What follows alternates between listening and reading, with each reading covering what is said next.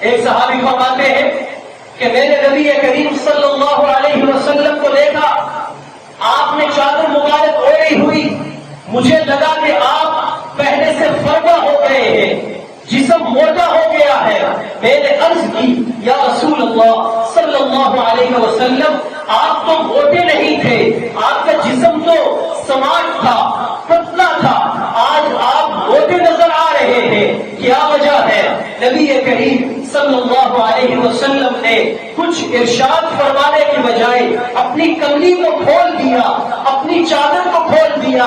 وہ صحابی فرماتے ہیں کہ میں نے منظر دیکھا کہ اللہ کے نبی علیہ السلام کے دائیں پہلو میں امام حسن رضی اللہ تعالی عنہ موجود ہیں کہ انہیں آپ نے اٹھایا ہوا ہے، آپ کے بائیں پہلو میں جناب سیدنا حسین رضی اللہ تعالی عنہ وہ اٹھائے ہوئے ہیں۔ آپ علیہ السلام مسکرائے اور اس کے بعد حضرت حسن اور حسین کو سونگنے لگے، کبھی حسن کو سونگتے ہیں، کبھی حسین کو سونگتے ہیں۔ حضرت ابو ہریرہ فرماتے ہیں میں نے عرض کی یا رسول اللہ صلی اللہ علیہ وسلم، آپ انہیں سونگ کیوں رہے ہیں؟ اللہ کے نبی علیہ السلام نے ارشاد فرمایا تمہیں جب خوشبو چاہیے تم پھول سونگتے ہو، تمہیں خوشبو چاہیے تم عطر سونگتے ہو، محمد مصطفیٰ کو جب خوشبو چاہیے ہوتی ہے میں اپنے ان دو نواسوں کو سونگنے لگتا ہوں۔ اللہ کے نبی علیہ السلام کی حضرت حسنین قریبین اپنے ان بیٹوں کے ساتھ، اپنی اس بیٹی حضرت فاطمہ کے بیٹوں کے ساتھ محبت کا یہ عالم تھا کہ عرب کے اندر یہ بات بڑی عیب والی سمجھی جاتی تھی کہ کوئی سردار، کوئی بڑا کسی بچے کو گود میں اٹھا کے باہر چلا جائے، کوئی بڑا کسی بچے کو بوسہ دے، لیکن صحابہ فرماتے ہیں کہ ہم نے کتنی دفعہ دیکھا کہ نبی علیہ السلام اپنے گھر مبارک سے باہر تشریف لائے، اماں فاطمہ کے گھر سے باہر تشریف لائے، آپ نے اپنے بازو پر کبھی حسن و حسین کو اٹھایا ہوا ہے، بلکہ ہم نے متعدد مرتبہ یہ دیکھا کہ بازو پر نہیں بلکہ اللہ کے نبی علیہ السلام نے اپنے ایک کندھے پر حضرت حسن کو سوار کیا ہوا ہے، اپنے دوسرے کندھے پر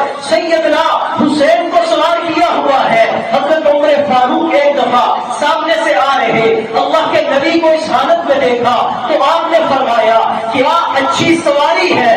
اللہ کے نبی علیہ السلام نے فرمایا اے عمر، سواری تو اچھی تمہیں نظر آ رہی ہے، ذرا دیکھو اس سواری پر سوار ہونے والے سوار کو اللہ نے کتنا خوبصورت بنایا۔ فرمایا اے فاطمہ، میرے ان بیٹوں کا خیال رکھا کرو، جب یہ روتے ہیں محمد مصطفیٰ کا دل دکھتا ہے، آپ کو چین نہیں آتا، اور پھر دعا کے لیے ہاتھ اٹھائے اور فرمایا اے اللہ، میں ان دونوں سے محبت رکھتا ہوں، آپ بھی ان دونوں سے محبت رکھیے، اے اللہ آپ اس شخص سے بھی محبت کیجیے جو ان دونوں سے محبت رکھے، اور فرمایا اے اللہ جو ان سے بغض رکھے آپ ان سے بغض رکھیے، اے باری تعالی میں آپ سے یہ دعا کرتا ہوں جو ان سے بغض رکھے اسے جہنم کے اندر داخل فرما دیجیے۔ آج اہل سنت والجماعت کا یہی عقیدہ ہے، یہی نظریہ ہے، لوگ کچھ کہتے پھرے لیکن ہم الحمدللہ صحابہ کرام اہل بیت اطہار کو اپنے ایمان اور دین کا معیار سمجھتے ہیں، سروں کا تاج سمجھتے ہیں، آپ کے جوتوں کی خاک کو اپنے ایمان کے لیے شفا سمجھتے ہیں، اس لیے کہ اللہ کے نبی علیہ السلام نے یہ فرمایا کہ انا من حسین و حسین منی، لوگوں یہ بات یاد رکھنا کہ یہ حسین مجھ سے ہے اور میں حسین سے ہوں۔ اللہ کے نبی علیہ السلام اپنی مبارک زندگی میں حضرت حسن و حسین ابھی 6-7 سال کے تھے کہ آپ علیہ السلام کے ساتھ ان کی محبت دنیا دیکھتی تھی۔ کبھی اللہ کے نبی علیہ السلام مسجد میں نماز پڑھانے کے لیے آتے ہیں، نفل نماز نہیں فرض نماز ہے، یہ دونوں نمازیں کھیلتے ہوئے مسجد کے اندر آ جاتے، کبھی ایک اللہ کے نبی کے ٹانگوں سے نکلتا پیچھے سے باہر ہوتا، کبھی دوسرا پیچھے سے آتا آگے سے باہر چلا جاتا۔ اللہ کے نبی علیہ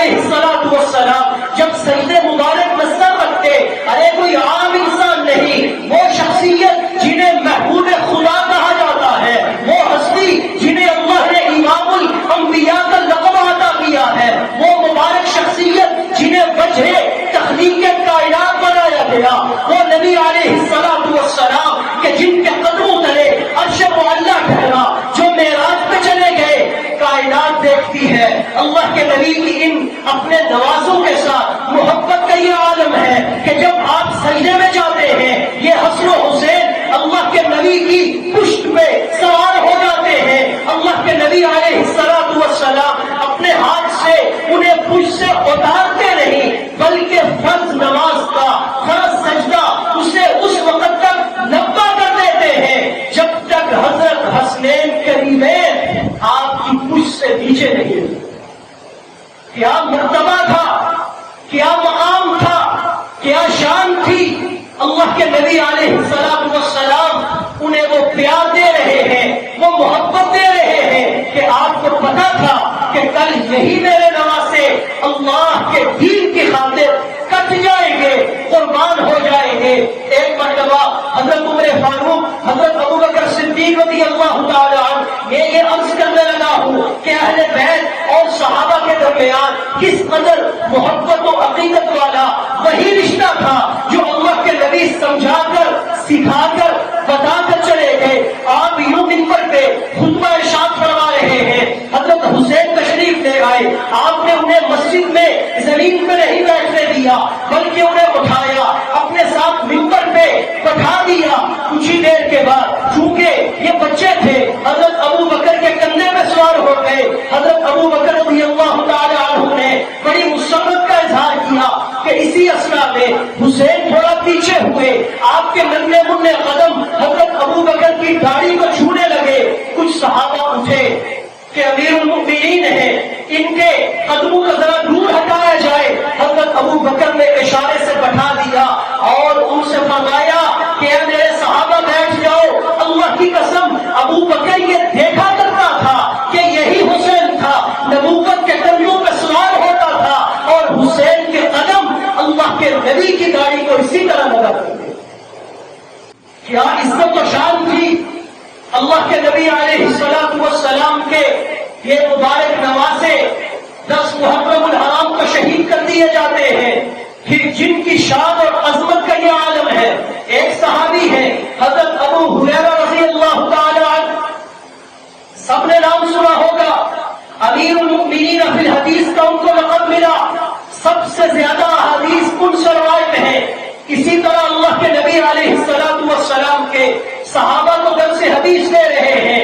آپ کا منہ باہر کی طرف ہے، صحابہ آپ کی طرف مڑ کے بیٹھے ہیں. اتنے میں حضرت حسین اپنے حجرے غفلت سے باہر نکلے. روایت میں یوں آتا ہے کہ بارش تھی اور وہاں کیچڑ بنا ہوا تھا. حضرت حسین جو وہاں سے گزرے آپ کے ننھے منھے قدم کیچڑ کے اندر لت پت ہو گئے. حضرت ابو ہریرہ کو یہ برداشت نہ ہوا. کسی صحابی سے نہیں کہا کہ جا کے حسین کو اٹھا دو کہیں کیچڑ میں گر نہ پڑے.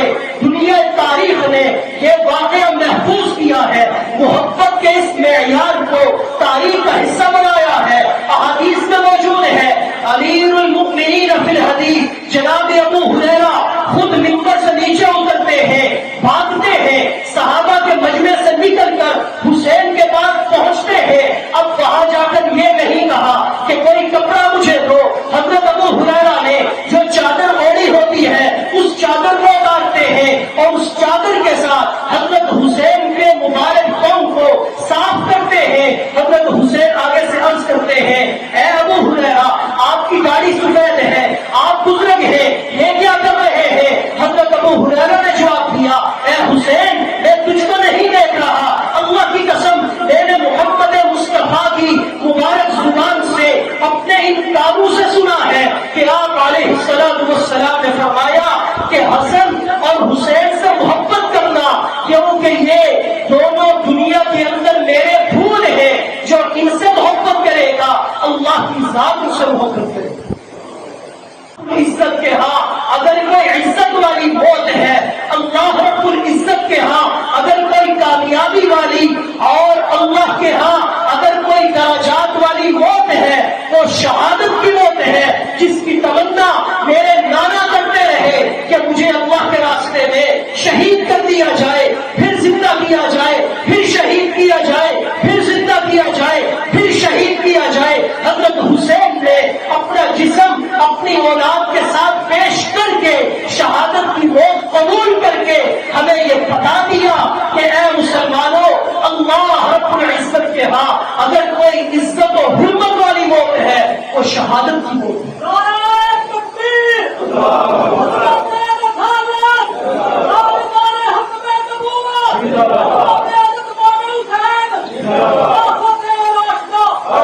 تو اس لیے حضرت امام حسین کی شہادت پر جہاں ہمارے لیے حق و باطل کے درمیان فرق کرنے کا، تفریق کرنے کا واضح واسطہ موجود ہے کہ جو بھی حق کے ساتھ کھڑا ہوگا، ڈٹ کر کھڑا ہوگا، حضرت حسین کے لشکر میں قیامت تک اور قیامت کے بعد اس کا شمار ہوگا۔ اور جس نے منافقت کی، جس نے باطل کے ساتھ کھڑا ہونا پسند کیا، وہ اس بات کو بھی پسند کر لے کہ کل قیامت کے دن روز محشر اس کا حشر یزید کے ساتھ ہوگا۔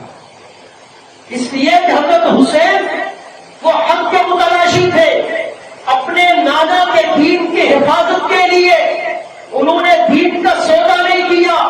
4 دن کی زندگی کے عیش و عشرت کے لیے انہوں نے اپنی عزت کو سودا نہیں دیا، بلکہ اللہ کے نبی علیہ السلام کے فرمودات اور آپ کے طریقے پر اپنی جان کو اللہ تعالیٰ کے راستے میں قربان کر دی۔